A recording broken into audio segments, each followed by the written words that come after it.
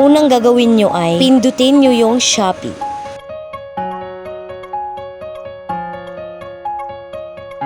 Pagpasok ninyo sa Shopee, pindutin nyo yung Me. At pagkatapos nyo gawin ay punta kayo sa settings. At scroll down lang kayo hanggang makita nyo yung logout. Tas pindutin nyo yung Yes.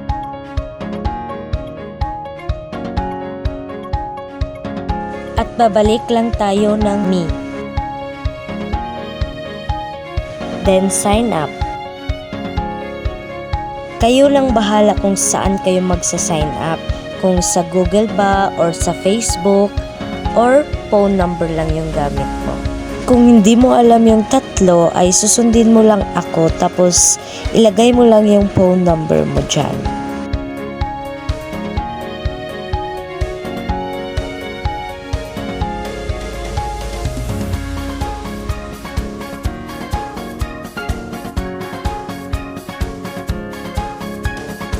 Tapos lagay mo yung verification code mo dyan.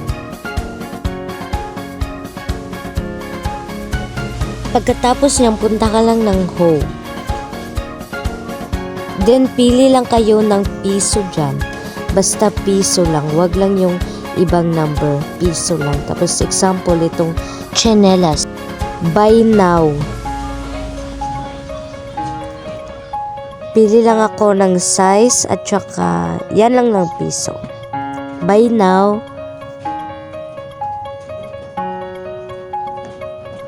Then, place order at makabili ka na dyan.